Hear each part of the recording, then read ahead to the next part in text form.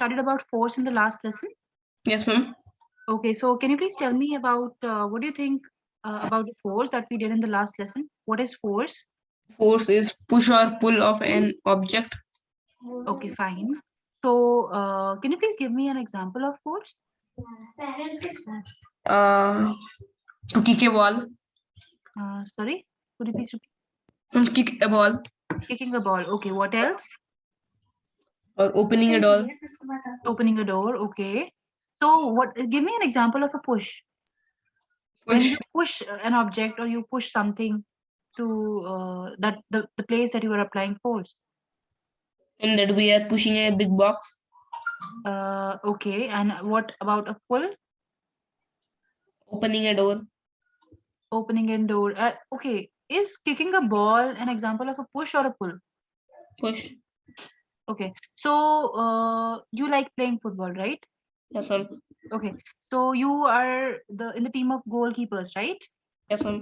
Okay, so when you stop a ball from being goaled, so is it an example of a push or a pull? Push, ma'am. Okay, when is it an example, or how does it become an example of a push? That we are forcing towards the ball, ma'am. That's why. Okay, fine. Okay, so I think the concepts are really clear from the last lesson, Yes, right? ma'am. Okay, we were supposed to start reading from in our everyday life, from this paragraph, right? The very first paragraph. Yes, ma'am. In our everyday life, we observe that effort is required, right? Yes, Let's ma'am. start reading from here, and I'll give you all the explanation side by side, and we'll mark a few questions that can be done Yes, ma'am. for preparation of this unit. Okay? Hmm. Okay, let's start. In our everyday life, we observe that some efforts is Effort. required to put a stationary object into motion or Mhm. to stop a moving object. We order. Wait. So now we have understood that to start the motion of an object or to stop a moving object, we need to apply some force, right? Yes, ma'am. Okay. So what do you think about the example of in the case when you stopped a ball? Hmm. What about the case when you stopped a ball? Ma'am, we are applying force. You are applying force right जब आपने ball को ऐसे करके रोका था तो आपने ball की तरफ फोर्स लगाया था that means there was a body which was moving और वो मूविंग बॉडी को रोकने के लिए आपने फोर्स लगाया Yes, ma'am. राइट एम आई राइट क्लियर Yes, है ma'am. इतनी बात Yes, ओके ma'am. अब कोई ऐसी बॉडी जिसको मूव करने के लिए आपने फोर्स लगाया ये तो आपने मूविंग बॉडी को रोकने के लिए फोर्स लगाया कोई ऐसी बॉडी का एग्जांपल आपको याद है जिसको आपने जो ऑलरेडी रुकी हुई है which is already stationary Hmm. Stationary क्या होता है जुड़की हुई है. जो रुकी हुई है the body which is at rest right है ना Yes. इतनी बात क्लियर है Yes, ma'am. By the way, hi. Ma'am. There was no hi, and we very abruptly started the lesson, right? Yes, ma'am. Okay. So, मैं एक भी छोटा सा एग्जाम्पल मुझे बताओ जिसमें कोई body already it is in motion and नहीं sorry body which is already stationary और उसको मूव करने के लिए आपने कोई फोर्स लगाया Ma'am. Box. नहीं बॉक्स वाला पुराना हो गया और कोई प्रैक्टिकल एग्जाम्पल बताओ मुझे अच्छा हमको वो तो जो मॉल में नहीं होता वो मॉल में क्या होता है ट्रॉली जिससे बोलते हैं. Okay to move a trolley Yes, okay ma'am. कोई गाड़ी का एग्जाम्पल दे दो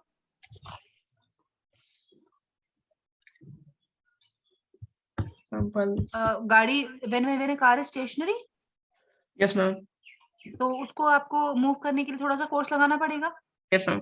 आप पेडल पे फोर्स लगाओगे पेडल इंजन पे फोर्स लगाएगा and then the car runs Yes, ma'am. तो आपने कुछ फोर्स लगाया Yes, ma'am. या फिर do you ride a bicycle No.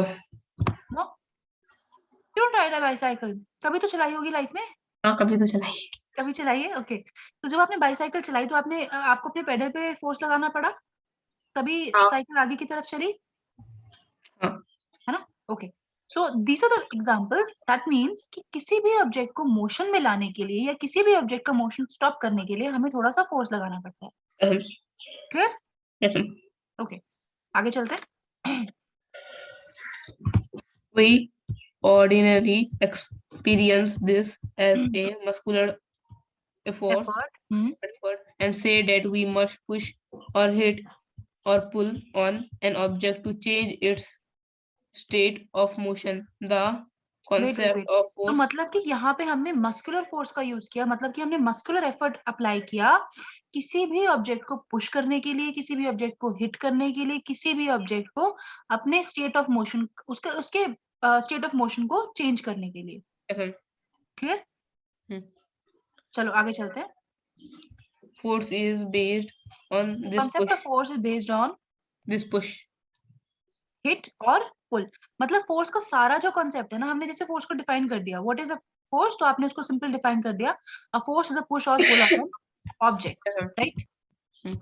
Clear है? तो Yes, ma'am. दैट मीन्स किसी भी ऑब्जेक्ट का स्टेट ऑफ मोशन चेंज करने के लिए दिस फोर्स इज रिक्वायर्ड। मतलब फोर्स का जो भी कॉन्सेप्ट है ना, वो सारा पुश पुल और हिट पे बेस्ड है। किस पे बेस्ड है? Push, pull or hit. Push pull और हिट। Yes, ma'am. ठीक है, चलो आगे चलते हैं। Let us now ponder about a force. What is it? In fact, no one has seen, tasted, or felt a force. However, we always see or feel that effect of a force. It can only be explained by describing what happens when a force is applied to an object. Pushing, hitting, and pulling of objects are always of bringing object in motion. Right, तो They यहाँ move. पे हम ये बात तो समझ गए कि फोर्स को ना आप फील कर सकते हो, ना ही उसको आप टेस्ट कर सकते हो, सिर्फ उसके Yes, इफेक्ट्स को फील कर सकते हो, राइट? yes, ma'am. यही पढ़ा था ना लास्ट क्लास में। आपने कभी टेस्ट किया फोर्स? Ma'am. नहीं किया? क्या पता कभी किया हो। नहीं किया. ये ऐसा नहीं हो। चलो ठीक है, चलो आगे पढ़ते हैं इसमें। They move because we make a force act on them. Exactly, Find out. कोई भी ऑब्जेक्ट मूव कर रहा है, कोई भी ऑब्जेक्ट मोशन में आया है, वो इसलिए मोशन में आया है या इसीलिए मूव कर रहा है क्योंकि आपने उसमें फोर्स अप्लाई किया है। Yes, ma'am. Okay okay, let's read further.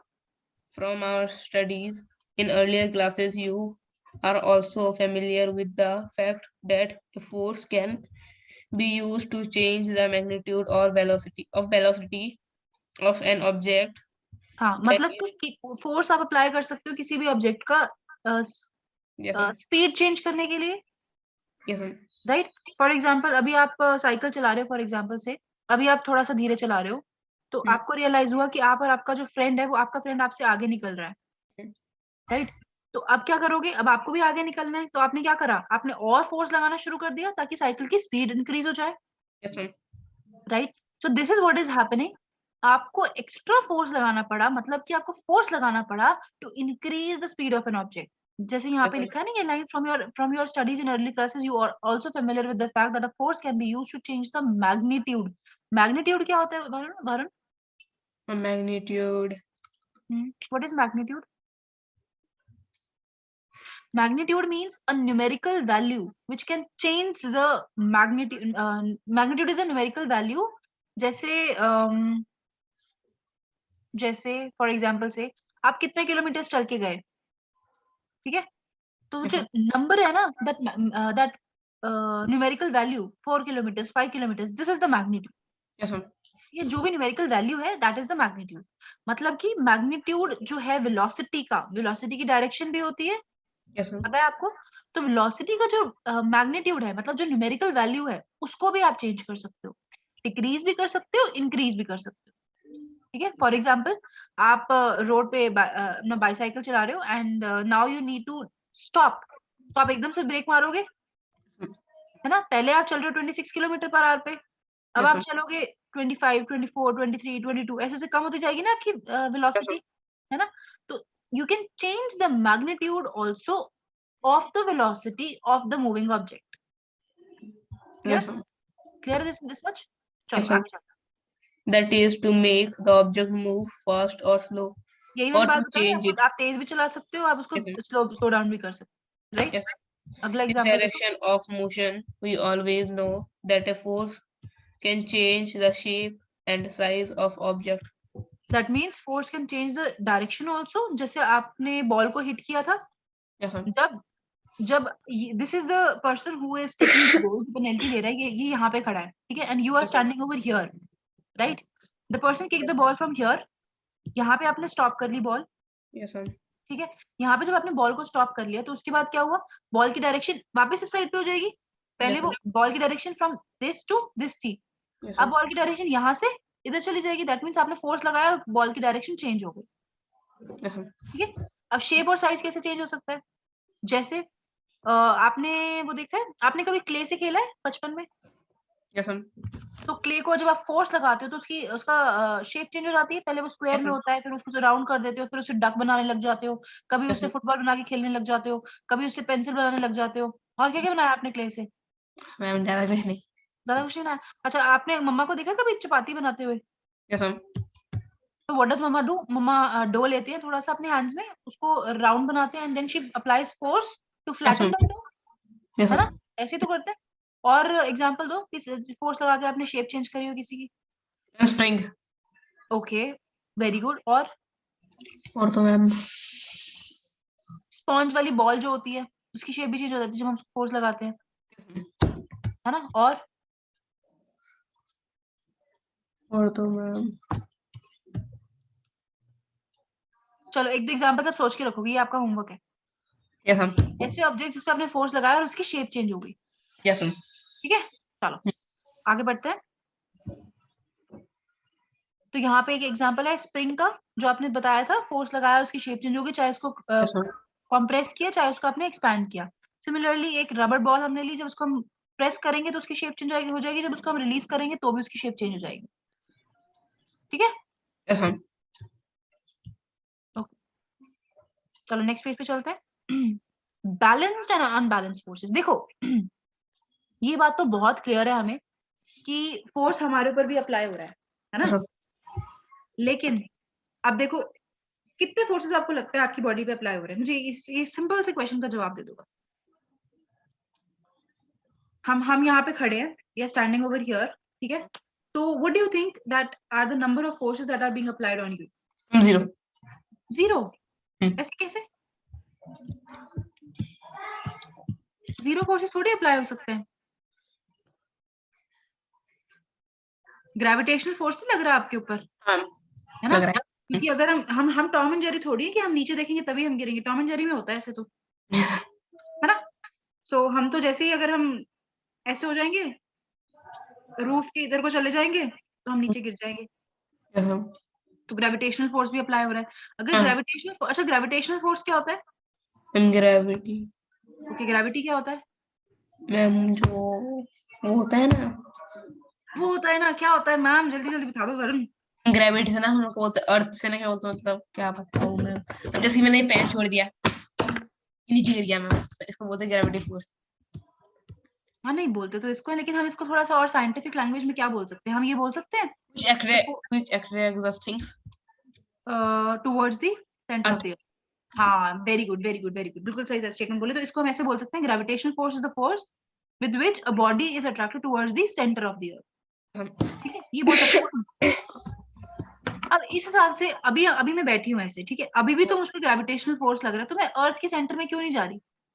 Ma'am क्योंकि हमारे में वो है ना मैम, एक सरफेस है हमारे नीचे, तो सरफेस को तोड़ के अंदर चले जाओ, फोर्स उतना भी अप्लाई। स्ट्रांग नहीं है मैम, उतना भी स्ट्रांग नहीं है। ग्रेविटेशनल फोर्स स्ट्रांग नहीं है तो फिर इससे ज्यादा स्ट्रॉन्गेस्ट फोर्स तो मुझे पता ही नहीं है कोई दुनिया में।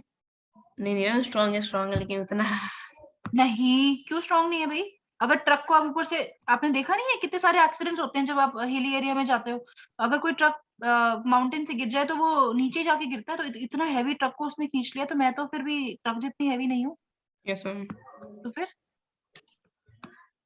एक्चुअली व्हाट हैपेंस इज, जितने भी फोर्सेस हमारी बॉडी पे लग रहे हैं, ग्रेविटेशनल फोर्स मुझ पे अभी भी लग रहा है, लेकिन ग्रेविटेशनल फोर्स लग रहा है नीचे, मतलब मुझे पुल कर रहा है, ठीक है, लेकिन मेरी बॉडी भी एक equal and normal force apply कर रही है इन द अपवर्ड डायरेक्शन, जिसकी वजह से मैं नीचे नहीं जा रही, जिस सरफेस पे मैं बैठी हुई हूँ उसी सरफेस पे मैं बैठी हूँ। ऐसे तो मैं किसी चेयर पे भी बैठ जाऊँ तो भी चेयर में से ऐसे नीचे चली जाऊँ, क्यों? क्योंकि मेरे पे तो ग्रेविटेशनल फोर्स अप्लाई कर रहा यस मैम। है ना? ऐसे ही है ना? दैट मीन्स कुछ फोर्सेस ऐसे होते हैं जो बैलेंस हो जाते हैं नेचर में, ठीक है, यस और मैम। उसके अनड्यू इफेक्ट्स नहीं होते हमारे ऊपर, यस राइट? मैम। तो वही बैलेंस फोर्सेस और अनबैलेंस फोर्सेस अब हम पढ़ने वाले हैं, इनकी इसकी डेफिनेशंस बहुत इंपॉर्टेंट है। और ये आपको अच्छे से करना है, ठीक है? Yes, ma'am. इसमें से कोई क्वेश्चंस अभी तक जो हमने पढ़ा है, अभी तक हमने सिर्फ ये पढ़ा है कि चैप्टर का बेसिक क्या है, चैप्टर में है क्या, फोर्स क्या है, फोर्स के इफेक्ट्स क्या है। अभी तक हमने सिर्फ इतना पढ़ा है और ये इतना आपने 8th क्लास में पढ़ लिया होगा ऑलरेडी, Yes, ma'am. ठीक है? फोर्स एंड प्रेशर वाला जो चैप्टर है उसमें आपने पढ़ा होगा, ठीक है? तो अब हम बात करेंगे, ये तो अब हमें जो बेसिक है, बेसिक्स आर वेरी क्लियर, ठीक है? बेसिक Yes, पिछले ma'am. लेसन में और इस वाले लेसन में मैंने थोड़ा-सा आपको टाइम देके क्लियर कर दिए सारे बेसिक्स। अब आपका क्या काम है, यहाँ से आपको बड़े ध्यान से सुनना है and note down each and every point that I से, ठीक Yes, है? ma'am. Yes, ma'am. Let's start reading. ये बड़ा ही अच्छा एग्जांपल उन्होंने कोट करके समझाया हुआ है आपको, balanced and unbalanced forces. Okay, चलो let's read. Show a wooden box on the horizontal table. Two string X and Y are tied to the two opposite face of the block S. So, if we apply a force by pulling the string X, the block begin to move to the right. Similar, if we pull the string Y, the block moves towards the left. Now देखो, अब हमने क्या किया, एक table पे, ये देखो ये टेबल आपको दिख रहा होगा नीचे, Yes, ठीक है? इस टेबल पे हमने क्या किया है, हमने यहाँ पे एक टेबल रखा, टेबल के ऊपर एक बॉक्स रख दिया, ma'am. ठीक है? दो स्ट्रिंग्स लगाए, एक एक्स की डायरेक्शन में, एक वाई की डायरेक्शन, Yes, ma'am. ठीक है? अब मैंने क्या किया, एक्स की डायरेक्शन से बॉक्स को पुल किया, ठीक है? सामने, वरुण, आपको बासी आ रही है क्लास में? नहीं इतना मैम, बोरिंग तो मैंने कुछ नहीं पढ़ाया। नहीं मैम, मैं समझ रहा हूँ ना, तो समझते मैम कभी को हरा जाती है. समझते समझते बासी नहीं आती, अगर आप अच्छे समझ रहे हो फिर बासी नहीं आएगी। Okay. चलो देखो, लुक एट मी, एक बॉक्स हमने रखा है टेबल पे, ठीक है? बॉक्स में हम क्या कर रहे हैं कि एक साइड पे हमने एक्स एक्स डायरेक्शन में हमने थ्रेड बांध दी और एक साइड पे हमने वाई डायरेक्शन में बांध दिया, ठीक है? अब एक्स डायरेक्शन वाली साइड पे मैं खड़ी हूँ, वाई डायरेक्शन वाली साइड पे आप खड़े हो, ठीक है? हम क्या कर रहे हैं, हम गेम खेलने वाले हैं और हम ये चेक करने वाले हैं कि वरुण के पास ज्यादा पावर है कि मेरे पास ज्यादा पावर है, Yes, ma'am. ठीक है? तो हमने क्या किया, मैंने आपको बोला कि वरुण फोर्स अप्लाई करना है, मैं भी अप्लाई करूंगी, लेकिन कंडीशन अभी ये है कि पहले मैं करूंगी उसके बाद आप करोगे, ठीक है? Okay. मैंने एक्स की तरफ फोर्स लगाया, बॉक्स को अपनी तरफ खींच लिया, हाँ. आपने बोला कि मैम मैं भी खींचूंगा, आपने भी फोर्स लगाया, आपने वाई की तरफ खींच लिया। Yes, ma'am. तो पहले जब मैंने इस डायरेक्शन में फोर्स लगाया तो बॉक्स इस डायरेक्शन में गया, लेकिन जब आपने फोर्स लगाया इस डायरेक्शन तो बॉक्स इस डायरेक्शन में मूव हो गया, Yes, ma'am. ठीक है? चलो आगे रीड करते हैं इसको। हाँ. चलो यहाँ पे देना, similarly if you pull the string by, But हाँ, if the block is push pull from the between side from with both the equal force sides from both the side with equal force are called balance force the and block will do not not move, change. आपने आपने एक line miss कर दी, the block will not move, such forces are called Called balanced balance forces. force देखो and ये लाइन ना do not. बहुत इंपॉर्टेंट, बेटा एक मिनट रुको, ये लाइन ना बहुत इंपॉर्टेंट है, कौन वेरी सी वाली मैम? इंपॉर्टेंट लाइन, मैं मार्क कर रही हूँ। आप एक क्वेश्चन भी लिख लो यहाँ पे, what are balanced forces, ma'am वो तो पता है मेरे को. क्या होता है बताओ? मैम जैसे कि दोनों तरफ से क्या होते हैं, एक न्यूटन का फोर्स लग रहा है तो उसको बैलेंस बोलते हैं. क्या दोबारा बोलना। हम दोनों तरफ से अगर मैम एक मतलब न्यूटन का फोर्स लग रहा है ना, जैसे कि यहाँ से हाँ भी 10 वहां से भी 10, तो उससे बोलेंगे बैलेंस फोर्स. ठीक है, तो दैट मीन्स अगर आप और मैं एक्स और वाई की डायरेक्शन में सेम फोर्स लगा रहे हैं तो that force is known as balance force. Balance force. फिर भी एक ही पॉइंट नोट डाउन कर लो, आप इसका आंसर मुझे लिख के बताओगे proper scientific terms. What is a question. Balance force, what are balance forces?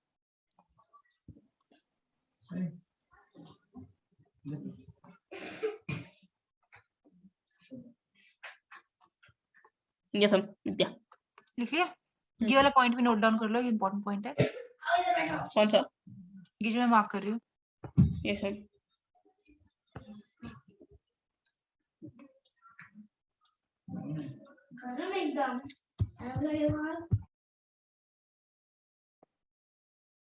हमें नहीं दिख रहा है हाईलाइट वाला. हाँ हाईलाइट वाला नहीं दिख रहा, एक मिनट अभी दिखे, अब दिख रहा है?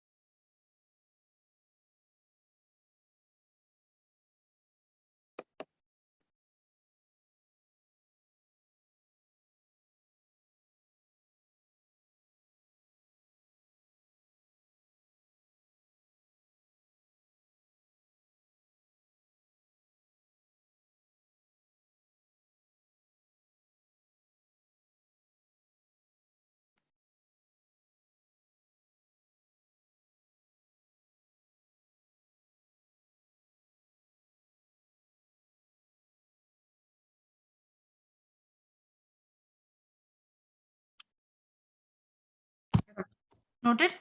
ओके, नाउ ये तो हो गए बैलेंस्ड फोर्सेस, ठीक है। अब हम एक ऐसा केस कंसिडर करते हैं जहां पे हम बात करेंगे।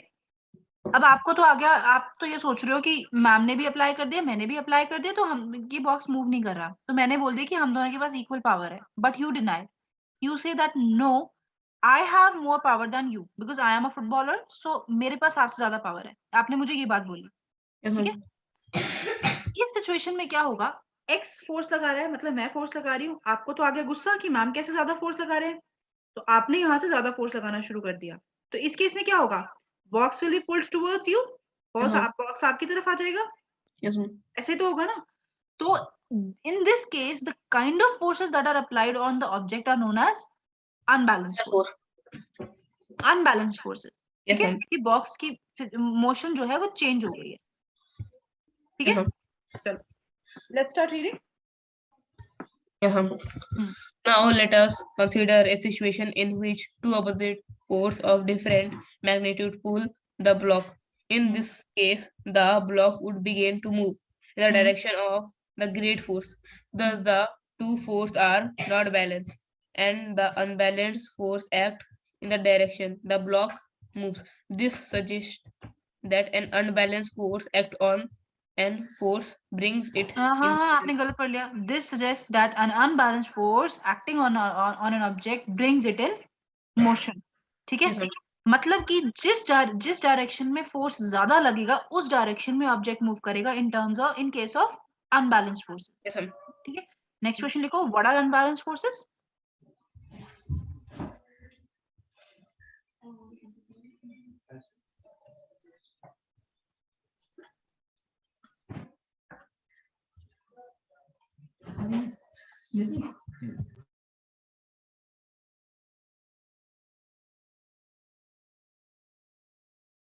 Yes, ma'am.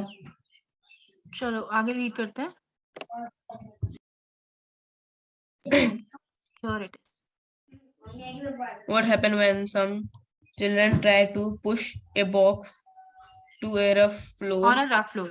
on a rough floor if they push the देखो, अब जब आप बॉक्स मूव कर रहे हो तो थोड़ी सी फ्रिक्शन एक्ट करेगी yes, फ्लोर ma'am. की वजह से, करेगी ना। Hmm. तो हमने क्या किया, हमने ये किया कि दो बच्चों को खड़ा कर दिया एक साइड पे, फिगर ए में देखो ध्यान से। Yes, दो बच्चों ने पुश करना स्टार्ट कर दिया, ma'am. ठीक है। अभी ऑब्जेक्ट नहीं मूव कर रहा, आपने थोड़ा सा फोर्स और बढ़ाना शुरू किया, Uh, अब हल्का हल्का ऑब्जेक्ट मूव करने लगेगा। थोड़ा सा और फोर्स बढ़ाओगे तो ऑब्जेक्ट बिल्कुल मूव करने लगेगा, प्रॉपर मोशन में आ जाएगा, yes, ma'am. ठीक है। चलो let's read what happens when some children try to push a box on a rough floor. Hmm. If they push the box, box with small force, the box does not move because of friction act in the direction opposite opposite to the the पुश। मतलब push. Push आपने इस direction में किया है, friction push आपने इस direction में किया है, फ्रिक्शन इस डायरेक्शन में लग रहा है ना, तो बॉक्स मूव नहीं कर पाएगा। Friction force rise between two surfaces in contact, in this case between the bottom of the box and floor's rough surface. It balances the push force and therefore the box does not move. In figure, the children push the box harder, but the box still does not move. This is because the friction force still balanced. The pushing box force, if the children push the box harder still, दोबारा से पढ़ो, दोबारा से पढ़ो, इस line को आप ठीक से नहीं पढ़ रहे। if the children push the box harder still, the pushing pushing force, force become bigger than the friction force. There is an unable force. So the unbalanced box force, unable नहीं unbalanced force, ठीक है। unbalanced force. देखो So the पहले box case में क्या था, सुनो मेरी बात, पहले केस में क्या था, इस केस में ए पार्ट में कि बच्चे पुश कर रहे थे लेकिन बॉक्स नहीं हिल रहा था। सेकंड केस में क्या हुआ कि बच्चे ने थोड़ा सा और फोर्स लगाया तो बॉक्स अभी भी हिल तो नहीं रहा है, लेकिन इतना फोर्स लगा दी कि अगर इसके इसके बाद इतना सा भी अगर एक्स्ट्रा फोर्स लगा देंगे तो बॉक्स मूव कर जाएगा, ठीक है। मतलब ए और बी केस में बैलेंस फोर्सेस एक्ट कर रहे हैं बॉक्स के ऊपर, ठीक है। लेकिन सी केस में क्या हुआ कि बच्चों ने इतना ज्यादा फोर्स लगा दिया कि वो फ्रिक्शन के फोर्स को ओवरकम कर गया, और जिस तरफ बॉक्स ने मूव करना शुरू कर दिया उस डायरेक्शन में हम ये बोलेंगे अनबैलेंस्ड फोर्स ने एक्ट करना शुरू कर दिया, Clear? Mhm. Chalo, let's start reading. What happened when we ride a bicycle? 1 minute. Okay, please start reading. We ride a bicycle. When you stop pedaling, the bicycle begins to slow down. अपनी This question is लिख लो, again what are unbalanced forces? again because of the friction force acts opposite to the direction of motion. In order to keep the bicycle moving, we have to start pedaling again. Again, It right. does appear that an object maintains its motion under the constituencies application Constituencies नहीं, continuous motion. continuous application of an unbalanced force. However, अच्छा, अब इस बात से एक मेरी बात सुनो. अब इस बात से आपने क्या सीखा? When you are bicycling, तब तो साइकिल चलती जा रही है, लेकिन जैसे ही आप स्टॉप कर दोगे तो बाइसाइकिल क्यों रुक जाती है? क्योंकि बोलते हैं फ्रिक्शन फोर्स वहां पे लग गया ना, इसलिए फ्रिक्शनल फोर्स लग गया तो दैट मींस आप जो फोर्स लगा रहे हो बाइसाइकिल पे वो फ्रिक्शनल फोर्स से कम है. हाँ ठीक है, तो फ्रिक्शनल फोर्स उस ऑब्जेक्ट को इक्विलिब्रियम में लेके आने की कोशिश करती है ताकि आपकी जो साइकिल है वो रुक जाए. यहाँ ठीक है, चलो आगे बढ़ते हैं. However, it is quite incorrect. An object moves with a uniform velocity when the pushing When the force and friction forces when the forces pushing force and frictional force pushing force and on the object acting are on the balanced object and there is no net external force on it. external force on it. If an unbalanced force is applied on the object, there will be a change either in its speed or in the direction of its motion. Right. Thus ये एक point है, important, note कर लो इसको.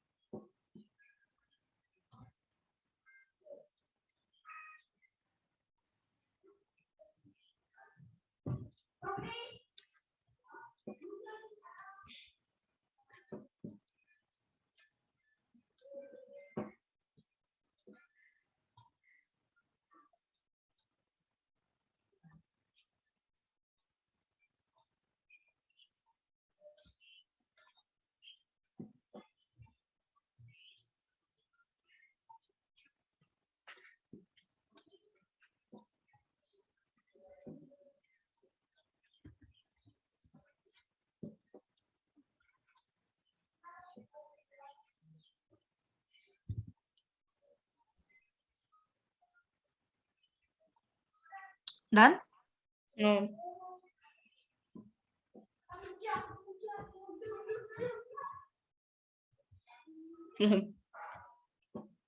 Done?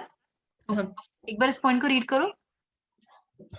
If an unbalanced force is applied on the object, there will be a change either in its speed or in the direction of its motion. Thus, मतलब अगर unbalanced force आप apply करोगे तभी उसकी object की speed में या फिर उसके डायरेक्शन में कोई चेंज आएगा. ठीक है, अनबैलेंस्ड फोर्स ही है लगा रहे हैं हम साइकिल पे भी या गाड़ी पे भी या किसी भी ऑब्जेक्ट पे, तभी उसका मोशन प्ले में हो रहा है या फिर उसकी कोई डायरेक्शन चेंज हो रही है.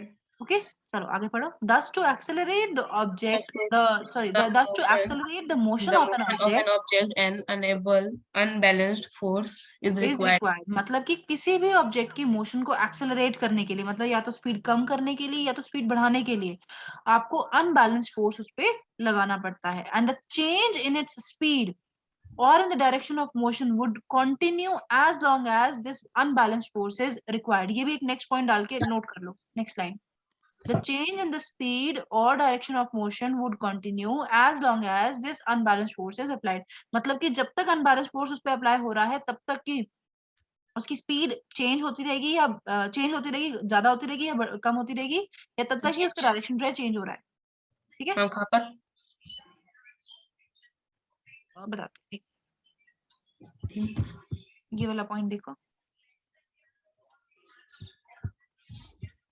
हाँ, in the change. एंड मत लिखना, एक नया पॉइंट बना लो अलग से. The change. The change in its speed, the change in the speed of an object, या ऐसे लिखो, the change in the speed or direction of motion of an object,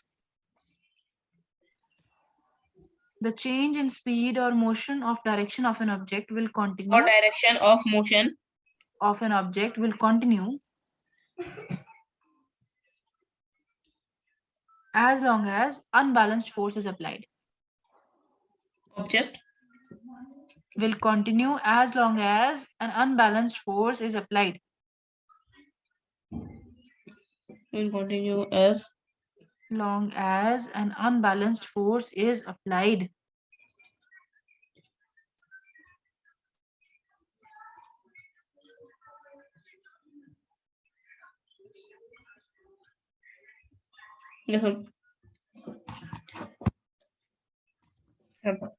Done? Okay. मैं ये ना इरेज कर देती हूँ, ठीक है.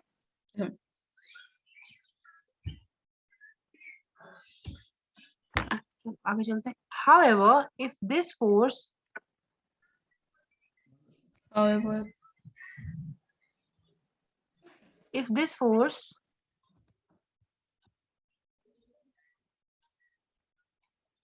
is removed completely, the object would continue to move with the velocity it has acquired till then. ठीक है, अगर आपने unbalanced force हटा दिया तब क्या होगा? तो मैम वो बैलेंस फोर्स हो जाएगी मैम, बैलेंस फोर्स हो जाएगा तो उसी स्पीड से मूव करता रहेगा. ठीक है, जैसे आपने मान लो से किसी बॉडी पे आपने एक्स्ट्रा फोर्स लगाया, जैसे गाड़ी पे आपने फोर्स लगाया, ठीक है, और आपने उसकी वेलोसिटी 20 किलोमीटर पर आवर से बढ़ा के आपने उसकी वेलोसिटी 30 किलोमीटर पर आवर कर दी. ठीक है, जब आपने उसकी वेलोसिटी 30 किलोमीटर पर आवर कर दी और अब आपने फोर्स लगाना हटा दिया, ठीक है, तो वो उसके उसी स्पीड से चलेगा जिस स्पीड पे आपने उसको रखा है. हाँ, उसको रखा है. ठीक है, लेकिन यहाँ पे एक और फिनोमेना भी देखने वाला है. आपके व्हीकल की वेलोसिटी कम होती चली जाएगी. क्यों? क्योंकि उस पे फ्रिक्शनल फोर्स एक्ट करना शुरू कर देगा. अगर फ्रिक्शनल फोर्स भी एक्ट नहीं कर रहा, कोई फोर्स भी एक्ट नहीं कर रहा उस पे, तो वो 30 किलोमीटर पर आवर की स्पीड से ही चलती रहेगी. लेकिन नेचर में तो ऐसा पॉसिबल नहीं है. ऐसा होता है कभी कि हम ऐसे बॉल रोल करें ग्राउंड में और बॉल उसी स्पीड से चलती रहे चलती रहे चलती रहे चलती रहे? ऐसा होता है कभी? हुआ है कभी आपके साथ ऐसे? नहीं हुआ ना, कि आपने बॉल को किक करी और किक करते ही वो एकदम स्टेडियम से भी बाहर, अर्थ से भी बाहर, इंडिया से भी बाहर और अर्थ से भी बाहर चली गई हो? नहीं हुआ पक्का? कभी ऐसा कोई एग्जांपल आपको याद आया हो? ये तो सिर्फ टॉम एंड जेरी में ही होता है कि उसने किक करी और अर्थ से ही बाहर हो गई बॉल, है ना? Which is your favourite cartoon character? ऐसा कुछ नहीं है. ऐसा कुछ भी नहीं है. What do you watch basically? कुछ भी नहीं मैम, नथिंग. नहीं मैम, मूवीज. कौन सी मूवी देखते हो आप? सलमान खान फैन? हाँ, सलमान खान फैन? नहीं मैम, सलमान खान तो ओवररेटेड है. बस देखता हूँ, फैन तो किसी का नहीं हूँ. अच्छा, कौन सी मूवी देखी थी लास्ट आपने? एक्शन मूवी बताओ कोई. Last action movie Shershaah. तो उसमें आपने गन्स की वो देखी थी? वैसे मैंने शेरशाह देखी नहीं है. जो गन्स की मोशन होती है उसकी तो मैं रोज देखता हूँ. अच्छा चलो, अगर अगर अगर हम ऐसे बात करें कि मान लो किसी ने किसी पे गन शॉट किया फॉर हाँ एग्जाम्पल, तो फिर तो मतलब हाँ हमें पता है कि गोली किसी ने मारी, किसी को हाँ लग गई और लग के उसकी बॉडी के अंदर रह गई, है ना, जो बुलेट होती है। हम्म, अगर उस पे अनबैलेंस फोर्स अप्लाई ही ना हो, ठीक है, मतलब फोर्स उस पे अप्लाई कर दिया गन ने, हाँ, बुलेट फायर हो गई, वो किसी की हम्म, बॉडी में घुस गई, मान लो उस पे जो बॉडी बॉडी भी तो कोई रेजिस्टेंस फोर्स अप्लाई कर रही है ना, हाँ, मान लो जो बॉडी फोर्स अप्लाई कर रही है वो फोर्स अप्लाई ही ना हो, कोई एयर चली रेजिस्टेंस जाएगी ना इससे हो, आगे, कोई कुछ ना हो, चली जाएगी। तो फिर तो गन आगे चलती जाएगी, ऐसा तो नहीं होता ना, लेकिन नहीं कहीं का हो जाता है ना। ऐसे कैसे होता है? हाँ, अगर आकाश में से करके ठुश करके चला दी तो तब तो तो चलती फिर रहेगी फिर चलती फिर रहेगी। भी तो फोर्स ऑफ ग्रेविटी उस पर लगेगा नहीं, तो वो तो नीचे आ जाएगी, हाँ ये सब हो गया। है ना। अगर मान लो फोर्स ऑफ ग्रेविटी भी नहीं लग रहा, कोई फोर्स उस पर लग ही नहीं रहा, अगर ऐसा केस है तो फिर वो तो यूनिवर्स में चली जाएगी, मुझे लगता हाँ मैं मुझे है ना। हम लेकिन ये प्रैक्टिकल नहीं है ना, ये तो प्रैक्टिकली पॉसिबल नहीं है। हम करते हैं मैं एक्सपेरिमेंट। गन शॉट का एक्सपेरिमेंट करोगे आप? हैं? सच में? Do you have a gun? No, फिर आप बॉल का कर लेना, फुटबॉल का, ठीक है, फुटबॉल को ही ऐसे फुटबॉल फेंक, का तो ऐसे भी नहीं होगा। क्यों? मैम फुटबॉल का तो मतलब फुटबॉल नहीं है क्या आपके पास? नहीं है तो फिर पर पर खेले हुए, प्रैक्टिस प्रैक्टिस करे बहुत टाइम हो गया है। नहीं मैम। तो फिर तो फिर मतलब फुटबॉल का तो मैम ग्रेविटी की वजह से नीचे आ जाएगी तो कुछ। तो बुलेट पे भी तो ग्रेविटी लगेगी, तो बुलेट पे तुम्हें ग्रेविटी नहीं बंदूक लगेगी। चलाने का मौका तो मिलेगा पहली बार लाइफ में। अच्छा, हम्म, I don't encourage such things, ठीक है। अरे मैम, चलो ठीक है, अब पढ़ते हैं हम first law of motion.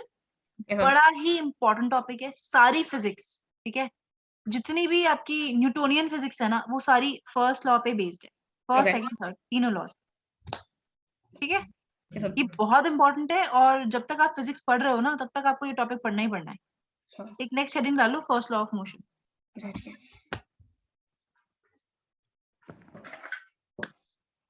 Done. No ma'am, no done.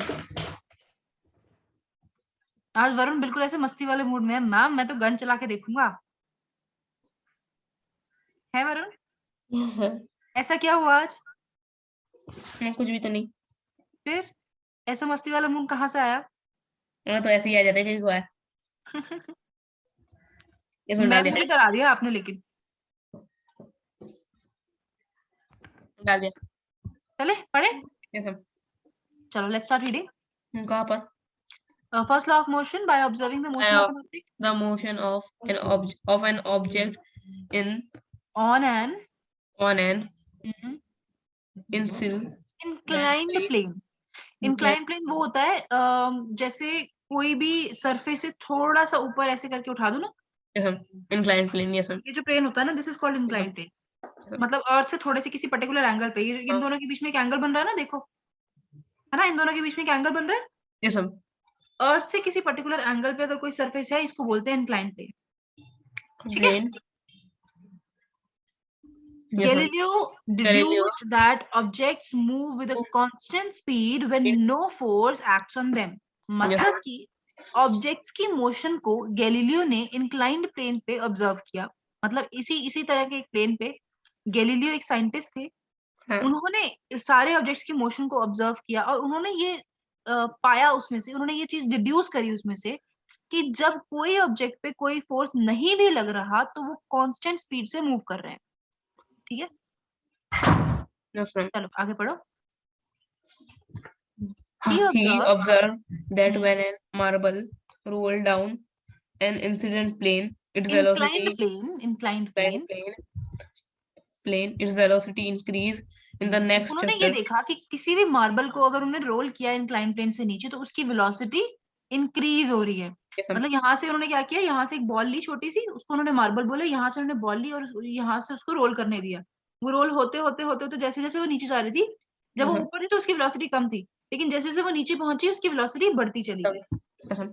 ठीक है। चलो आगे पढ़ो। Unbalanced force of gravity in the as it next moves. Chapter you will learn The next chapter you will learn that the marble fall under the unbalanced force of gravity as it rolls down and attains a a definite height velocity by the time it by the reaches the time it bottom। Next chapter में हम ये पढ़ेंगे कि जैसे ही marble जो है वो अर्थ पे पहुंच जाता है तो वो एक डेफिनेट वेलोसिटी, मतलब किसी कोई पर्टिकुलर वैल्यू अटेन कर लेता है वेलोसिटी की, वो वेलोसिटी की वैल्यू क्या है वो हम नेक्स्ट चैप्टर में स्टडी ये सब करेंगे। पढ़ेंगे। ठीक है, चलो Velocity आगे बढ़ो। decrease when it climbs up as showing figure 9.5. 9.5 बी। So a marble रुको रुको रुको रुको रुको, देखो जब ये ऑब्जेक्ट ए फिगर में देखो, जो मार्बल है, मार्बल ऊपर से नीचे आ रहा है, ये जो है ना, ये जो ट्राइंगल सा बना हुआ दिख रहे हो आप, ये है हाँ, इंक्लाइन प्लेन। come. ठीक है, Yes, ma'am. ए फिगर में क्या हो रहा है कि ऑब्जेक्ट ऊपर से नीचे आ रहा है, तो इस फिगर में ये ऑब्जर्व किया गया कि जैसे ही कोई ऑब्जेक्ट ऊपर से नीचे रोल करता है तो उसकी वेलोसिटी क्या होती है, इंक्रीज कर जाती है। Yes, ma'am. ठीक है, लेकिन बी फिगर में उन्होंने क्या किया, बॉल को वापस नीचे से ऊपर फेंकने की कोशिश करी गई, ऊपर नीचे से ऊपर रोल करने की कोशिश करी गई। तो उन्होंने ये ऑब्जर्व किया कि जब कोई भी मार्बल नीचे से ऊपर की तरफ जा रहा है तो उसकी वेलोसिटी में एक डिक्री मतलब एक डिक्रीमेंट है, मतलब वेलोसिटी उसकी कम हो रही है। ठीक है, Yes, ma'am. जैसे ऊपर से नीचे आ रहा है तो वेलोसिटी क्या हो रही है, ऊपर से नीचे इंक्रीज हो रही है वेलोसिटी, और नीचे से ऊपर जा रहा है तो वेलोसिटी क्या हो रही है, डिक्रीज डिक्रीज हो रही है। ठीक है, चलो आगे बढ़ते हैं। Decrease showing a marble resting on an ideal frictionless plane, idle नहीं, ideal. ideal frictionless plane inclined on both the side, kind of both the side, bottom sides. Galileo bottom नहीं, both the side. Galileo argued that हम्म, when the marble is relaxed from left, it relax would नहीं, roll released. released from left, it would roll down the slope and go up on the opposite side to the same height from which it was released. तो उन्होंने If क्या the बोला, उन्होंने ये बोला कि जैसे ही इस वाले साइड से, इस वाले ए से देखो, उन्होंने क्या बोला कि जैसे ए से बॉल नीचे गिरेगी, यहाँ हाँ, से गिर के वापस बी पे ऊपर चढ़ जाएगी और उतनी हाइट पे चले जाएगी जितनी हाइट से वो नीचे गिरी थी ए से। yes ma'am. ठीक है, मतलब कि उनका कहने का मतलब ये था कि अगर बॉल को उन्होंने यहाँ से रोल किया है, ठीक है, तो बी फिगर में भी वो यहाँ तक ही ऊपर जाएगी। Yes ma'am. लेकिन अभी तो हम ये ऐसे ऐसे काम तो हम बड़े कर लेते हैं अपने घरों में, तो व्हाट डू यू थिंक, क्या ऐसा होता है? हाँ मैम, होता है होता है, हाँ मतलब बी में वो ऊपर तक जाएगी जाएगी। मैम, दी में ना ऊपर नहीं जाएगी मैम, बीच में कहीं मतलब जाके वापस आ जाएगी। चलो ठीक है, फिर आप कह रहे हो तो मैं मान लेती यस मैम। हूँ, फिर हम आगे पढ़ लेते हैं कि एग्जैक्टली है क्या कहानी। ठीक है, चलो मैम कहाँ पर? मुझे लगता है एक If the incident plane on the boat, minute. Galileo argued that when the marble is released from left, it would slope and go roll opposite side. down the slope and go up on the opposite side to the same height from which Same. it was released. आगे पढ़ो। If the incident Inclinations of the plane of the plane on both side are equal, then the marble will climb the same distance that is covered while that it rolling covered down. while rolling down, मतलब कि अगर दोनों का inclination same है, inclination मतलब जैसे मैंने आपको बताया ना कि एंगल पे है, हाँ, है ना, ये अगर ये वाला एंगल जो फॉर्म हो रहा है, ये वाला जो एंगल है ना, अगर ये हाँ, एंगल दोनों का सेम है हाँ, और सरफेस भी उतनी ही स्मूथ है, yes, ma'am. तो वो उतनी हाइट जाएगी जितना जितना डिस्टेंस रोलिंग ऑब्जेक्ट ने यहाँ से लेकर यहाँ तक कवर किया है, यहाँ से लेकर यहाँ तक कवर किया ना रोलिंग ऑब्जेक्ट ने, Yes, इतना ma'am. ही डिस्टेंस वो दूसरे इंक्लाइन प्लेन पे भी कवर करेगा। गैलीलियो ने ये बोला था। Okay. ठीक है, चलो आगे पढ़े। If the कंडीशन क्या है, angle, कंडीशन ये हम है, हम दोनों की हाइट सेम होनी चाहिए, क्या बोलते हैं, दोनों स्मूथ सरफेस जितना वो है, मतलब दोनों नहीं सेम होनी हाइट चाहिए नहीं, एक तरफ से। Height is a different thing, inclination यहाँ पे वर्ड यूज करेंगे, इंक्लिनेशन दोनों का सेम होना चाहिए। Yes ma'am. इंक्लिनेशन मतलब ये जो एंगल ऑफ इंक्लिनेशन है ना, ये सेम होना चाहिए, यस क्योंकि मैम। हो सकता है कि अगर ये वाला इंक्लाइन प्लेन ऐसा है और दूसरा वाला आप ऐसे रख लोगे तो फिर यहाँ पे तो वो चढ़ ही नहीं पाएगा ना। मान लो आपने यहाँ से बॉल स्लाइड करी, ठीक है, और जो दूसरा मेरा इंक्लाइन प्लेन है वो इतना इतना इतना ज्यादा इंक्लाइंड हो जाए, तो यहाँ पे बॉल चढ़ेगी कैसे, चढ़ ही नहीं पाएगी मेरी बॉल, तो चढ़ पाएगी कोई नहीं। तो मतलब सरफेस जो होनी चाहिए एक तो वो स्मूथ होनी चाहिए, और जो ये जो एंगल होना चाहिए ना, ये दोनों का सेम होना चाहिए। Yes ma'am. क्लियर, समझ में आ यस गया मैम। इतना? चलो आगे पढ़ो। If the angle of inclination of inclination नहीं, inclination, inclination inclination of the right side plane were gradually decreased, Gradually gradually decreased, then the marble would travel further distance till it till it reaches the original height. height. अब वो ये कह रहा है कि अगर हम इंक्लिनेशन का एंगल, जैसे पहले इतना था, ये इंक्लिनेशन का एंगल अगर हम कम करते चले जाएंगे तो वो एक्चुअली उतना डिस्टेंस ट्रैवल करेगा जितनी उसकी हाइट है। ठीक है, हाइट समझ रहे हो, जितनी उसकी हाइट है ना ग्राउंड से, उतना डिस्टेंस वो एक्चुअली ट्रैवल करेगा। ठीक है, क्लियर है? This much concept is clear. चलो आगे चलो। If the right side plane were unlimited, were ultimately made horizontal, that is the slope is reduced to zero, the marble would continue to travel forever, try to reach the same height that it was released from अब the देखो, अगर right hand side वाला जो plane था उसको अगर हम flat कर देंगे, ठीक है, ये वाला तो हमारा हॉरिजॉन्टल है ही, इस वाले को अगर हम सॉरी ये वाला तो हमारा इंक्लाइंड है, इस वाले को अगर हम फ्लैट कर देंगे तो यहाँ से वो बॉल चलती रहेगी चलती रहेगी चलती रहेगी, तब तक चलती रहेगी जब तक वो अपनी एक्चुअल हाइट का डिस्टेंस जो है कवर नहीं कर लेती। ठीक है, तभी तो ऐसा होता है ना, जब हम आपने वो वाला स्विंग झूला है, वो वाला जो होता है इंक्लाइन प्लेन जो होता है पार्क्स में, सीढ़ी चढ़ के जाते हैं और ऐसे स्लिप करते करते आ जाते हैं उसमें से। तो हमारी एक टेंडेंसी होती है कि हम उसमें बहुत आगे की तरफ, मतलब जहाँ पे झूला खत्म हो जाता है उसके भी हम आगे की तरफ चले जाते हैं, खुद को रोकना पड़ता है हमें, है ना? तो अगर हम खुद को नहीं रोके ना, हम उतनी आगे चले जाएंगे जितनी हमने हाइट कवर करी है एक्चुअली। मतलब उतने आगे चले जाएंगे तो हम ऐसा उड़ जाएंगे हम। हाँ, उड़ जाएंगे। उसमें भी एक केस है, अगर फ्रिक्शन हमारी बॉडी पे अप्लाई नहीं हो रहा, हम स्लिप कर रहे हैं। देखो दो मोशन होते हैं, एक होता है स्लिप करना और एक होता है रोल करना। ठीक है, रोल करने में और स्लिप करने में बहुत फर्क है। पेंसिल को अगर आप किसी इंक्लाइन प्लेन से नीचे फेंकोगे तो वो रोल करेगी, स्लिप नहीं करेगी। लेकिन यही आप किसी बॉक्स को ऊपर से नीचे फेंकोगे तो वो स्लिप करेगा, रोल नहीं करेगा। ओके, हल्की चीज रोल करती है पेंसिल, हल्की चीज रोल करती है। नहीं नहीं नहीं, बात हल्की चीज की नहीं है, बात है कि स्ट्रक्चर, बॉडी स्ट्रक्चर। अच्छा अच्छा, समझिए मैं। हाँ समझ गए? समझिए। हाँ क्योंकि जो जो ऑब्जेक्ट सिलेंड्रिकल होगा वो तो रोल करेगा, और हाँ जो ऑब्जेक्ट किसी और शेप में होगा वो तो हाँ मतलब वो तो स्लिप करेगा, वो रोल नहीं कर सकता ना।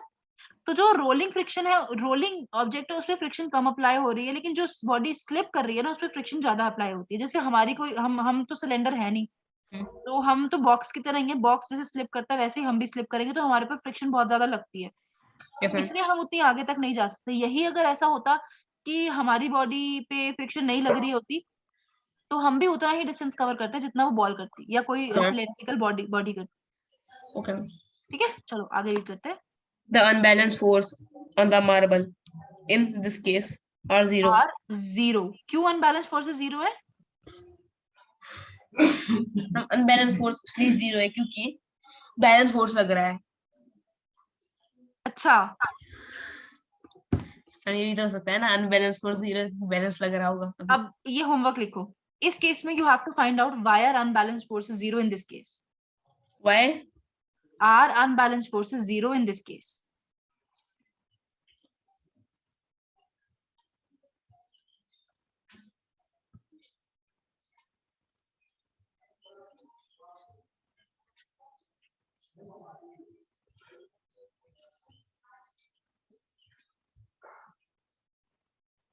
Yes, ma'am.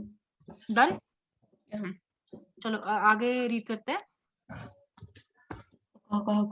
The unbalanced force on the marble in this case are zero.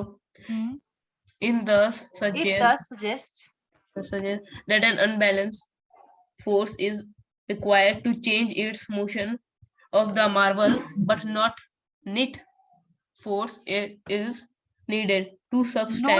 no net force is No net needed to force sustain the uniform needed. motion of an, इस line को Substance. Note करो, इस line को note करो, Yes, ma'am. मैं mark कर रही हूँ, जरा उसको नोट करना।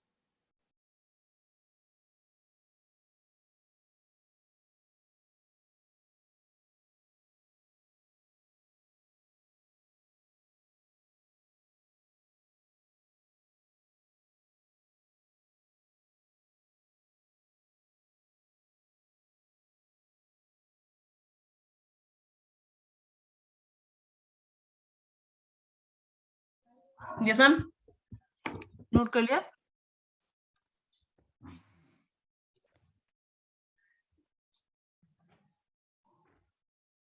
Varun, when are your exams, final exams? Ma'am वो तो अब अगले महीने है, अगले साल है, दिसंबर में। दिसंबर में मतलब? अभी तो मैं अभी प्रमोट होके नाइन्थ में आया हूँ ना, इसलिए। ओके ओके, तो दिसंबर में थोड़ी होंगे, फिर तो जनवरी फरवरी में होंगे ना? नहीं मैम, मेरा तो क्या, वो तो विंटर क्लोजिंग स्कूल है ना, इसलिए। ओके ओके, तो आपके अब दिसंबर में होंगे एग्जाम्स, हाँ। Final exams. अच्छा, तो फिर तो we have plenty of time to cover all the topics very precisely, बहुत अच्छे से कवर कर लेंगे हम, यस मैम। है ना? चलो ठीक है। What board is it? Ma'am CBSE। CBSE, okay. तो any books that are referred from your school जो आप फॉलो कर रहे हो? No ma'am, no. Only NCERT? Yes. Okay fine. हाँ जी मैम, मैं वरुण का फादर हूँ। Hello sir. हाँ जी, ये एक्चुअली बोर्डिंग में रहता है। ओके ओके ओके, तो दैट शिमला वाज में। माय कंसर्न कि मैं यही जानना चाहती थी कि वरुण के एग्जाम्स बेसिकली कब होंगे। हाँ, ये जस्ट अभी दिसंबर में होता है ना, हिमाचल में दिसंबर में फाइनल होता है। ओके ओके दिसंबर नवंबर दिसंबर में फाइनल होता है। तो ओके 8 पास होकर जस्ट 9 में आया हुआ है। तो अभी 2 महीने मार्च में फिर चला जाएगा वापस। ओके। तो अच्छा, मतलब अब इसलिए मार्च से वापस Varun is going for boarding school, right? हाँ हाँ हाँ हाँ। ओके, ठीक है। इनका हिमाचल का है तो थोड़ा सा दूसरा पैटर्न है, इनका दिसंबर में फाइनल होता है। ओके, सीबीएसई है, सेम बुक है। हाँ मेरा यही कंसर्न था क्योंकि जो बाकी जो स्कूल्स का पैटर्न है वो हमारे मार्च फरवरी मार्च मार्च में में होते होता हैं है, हाँ, एग्जाम्स। इनका हाँ हाँ दिसंबर हाँ। में होता है। हाँ, ओके सिर्फ ओके, बोर्ड बोर्ड जो है उनका, जब 10th का जब बोर्ड होगा तब वो मार्च में होगा। अच्छा ठीक है। बाकी 9 तक इनका पूरा दिसंबर में ही फाइनल कर देते हैं। मतलब अब हमारे पास दिसंबर तक का टाइम है to cover all the topics, तब तक तो बहुत अच्छे से कर लेंगे हम, हमारी सारी चीजें टिप्स पे होंगी, है ना वरुण? Yes ma'am. आपको पता होना चाहिए कितना फोर्स लगाना है बॉल पे। Yes ma'am. चलो नोट कर लिया ये? हाँ मैम। ओके, चलो आगे देखो। इन हाँ ma'am. Practical situations, it is difficult to achieve a zero unbalance force. Unbalance force मतलब अगर हम प्रैक्टिकलिटी की बात करें, अगर हम इस तरीके से बात करें कि क्या हम जीरो अनबैलेंस फोर्स अचीव कर सकते हैं, तो हम नहीं अचीव कर सकते। ठीक अच्छा। है, ये एक बड़ा इंपॉर्टेंट पॉइंट है, ये लिख लो। In practical situations it is difficult to achieve a zero unbalanced force. Practical situation. In practical situations, it is difficult to achieve a zero unbalanced force.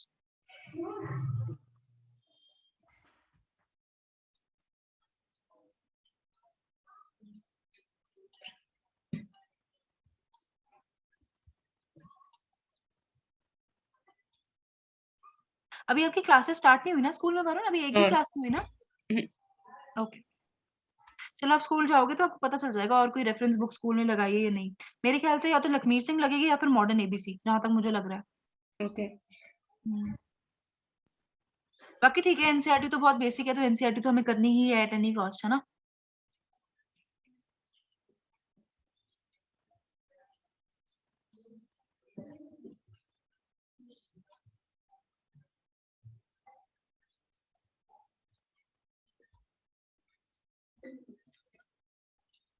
आपने मुझसे पूछा नहीं कि प्रैक्टिकल सिचुएशंस में जीरो क्यों होता, क्यों क्यों क्यों होता है अनबैलेंस्ड फोर्स? क्यों होता है अनबैलेंस फोर्स? नहीं मतलब जीरो अचीव करना क्यों होता है, जीरो अचीव करना मुश्किल क्यों होता है? क्योंकि उसमें क्योंकि और उसमें फोर्सेस एक्ट कर रहे हैं ना, जैसे मैं बैठी हुई हूँ, है ना? तो मेरे पे ग्रेविटी तो एक्ट कर रही है, लेकिन मेरी बॉडी भी तो कोई फोर्स अप्लाई कर रही है ना डाउनवर्ड डायरेक्शन में। Yes ma'am. अब जैसे हम ऊपर वाले बॉक्स का एग्जांपल ले ले, तो उसमें अगर आप फोर्स लगा रहे हो तो फ्रिक्शन भी तो एक्ट कर रहा है ना ऑपोजिट डायरेक्शन में। Yes ma'am.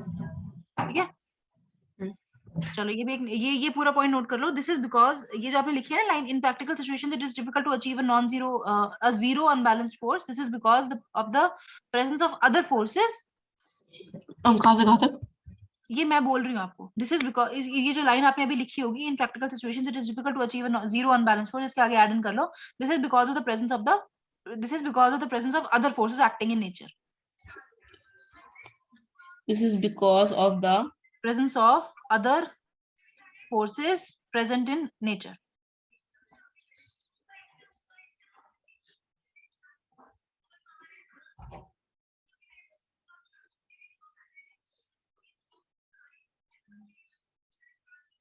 Present in nature.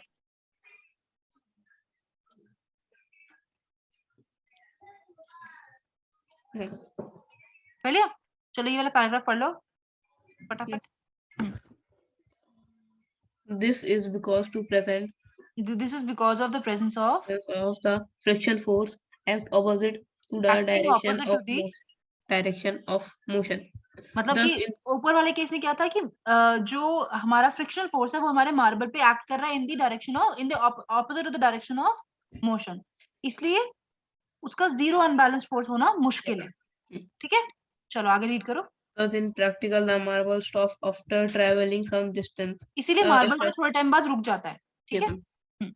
The effect of the friction force may be minimized by minimized using by a using smooth marble and a smooth plane and providing a providing lubricant on the top of the planes। मैंने आपको बोला था ना ये तभी possible है अगर आपका जो सरफेस है वो तो स्मूथ हो, yes ma'am, है ना, ये पॉसिबल तभी है ना अगर आपका जो सरफेस है वो स्मूथ है। yes ma'am, ठीक है, अब आज के लिए हम इतना ही करेंगे। जितना मैंने कॉन्सेप्ट कराया आप उसको एक बार रिवाइज करोगे, जो इंपॉर्टेंट पॉइंट्स आपको बताए हैं वो आप लिखोगे, बैलेंस्ड और अनबैलेंस्ड फोर्सेस की डेफिनेशन प्रॉपर लिखोगे, और क्या दिया था मैंने, एक क्वेश्चन और दिया था ना ढूंढने के लिए। unbalanced force are zero in this case.